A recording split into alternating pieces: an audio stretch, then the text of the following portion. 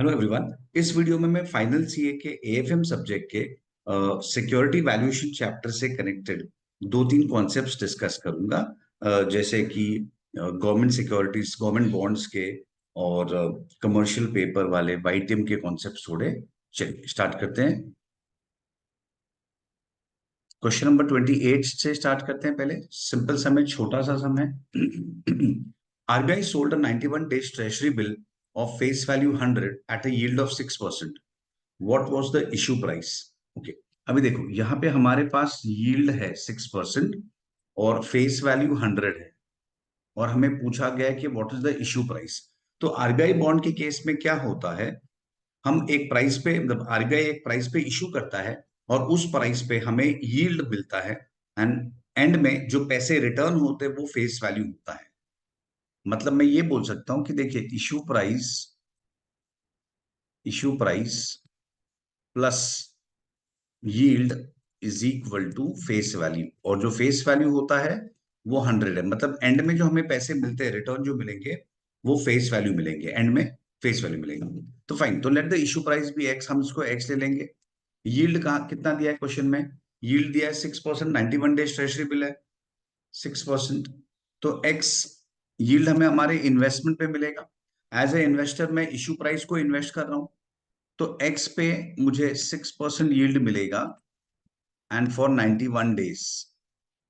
तो मैं x rupees invest करूंगा, उस पे मुझे ये यील्ड मिलेगा, तो हमें एंड में फेस वैल्यू रिटर्न होगा जो कि 100 है। तो बस इसे सॉल्व करना है। एक्स प्लस ये क्या हो जाएगा, 1 into 6% इंटू 91 डिवाइड बाई 365। तो ये हो गया 0.0149589, थोड़े ज्यादा डेसिमल ले रहा हूं, इक्वल टू 100। तो ये 1 पॉइंट हो जाएगा, तो x is equal to 100 divide by 1.0149589। तो x इज इक्वल टू 98.526। ये हमारा इश्यू प्राइस है। ओके, इसको अगर हम उल्टा देखें, रिवर्स में देखें, तो आरबीआई 98.56 पे ये बॉन्ड इशू करेगा और ट्रेजरी बिल इशू करेगा, और हम 98.526 पे परचेज करेंगे, और इस 98.526 पे मुझे 6% यील्ड मिलेगा फॉर 91 डेज। उन दोनों को ऐड करो तो हमें फेस वैल्यू मिलेगा।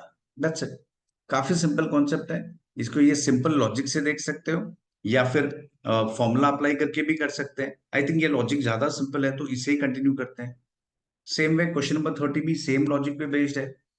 Z company issued commercial paper. Commercial paper जो ब्लू चिप कंपनीज होते हैं वो इशू करके पैसा रेज करते हैं मार्केट से।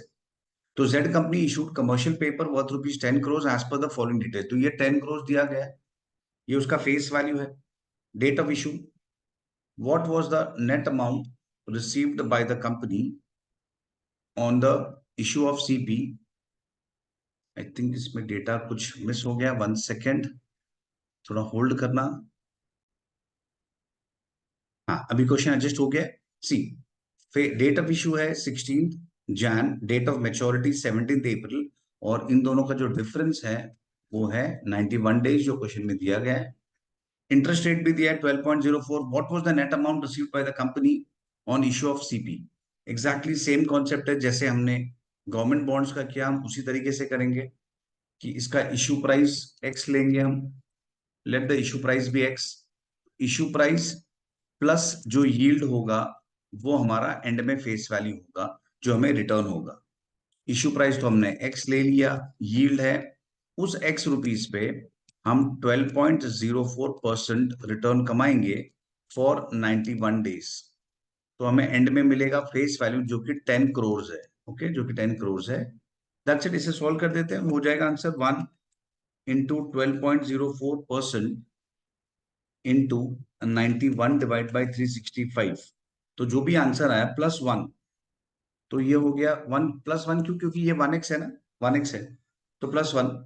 तो 1.0300175 3x is equal to 10 crore.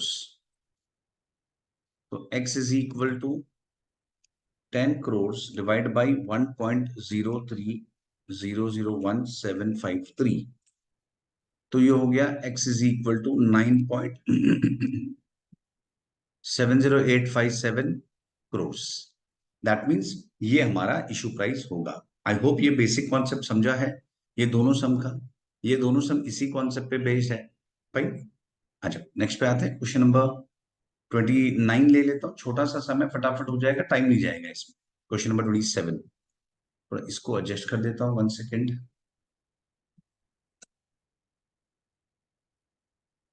या ओके, इसको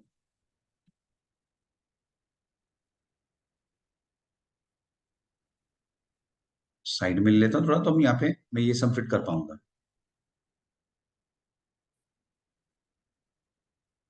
फाइन। अच्छा, क्वेश्चन नंबर 29 पे आते हैं।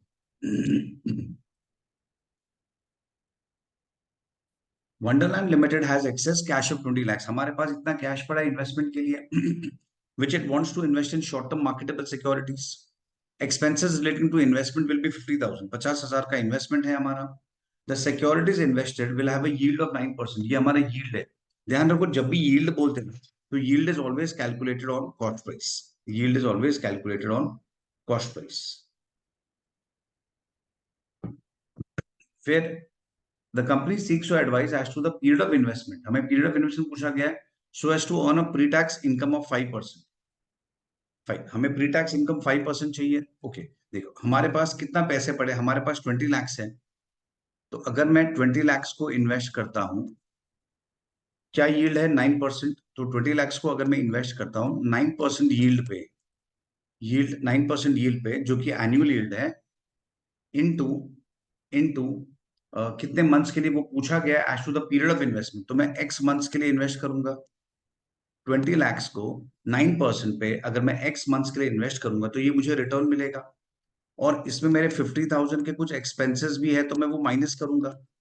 50,000 के एक्सपेंसेस अगर मैं ये माइनस करता हूं, तो मुझे इफेक्टिव यील्ड, इफेक्टिवली ये रिटर्न मिलेगा। और वो मुझे चाहिए, क्वेश्चन में लिखा है as the company seeks to advise as to the period of investment so as to earn a pre tax income of 5%। हमें प्री टैक्स इनकम 5% चाहिए।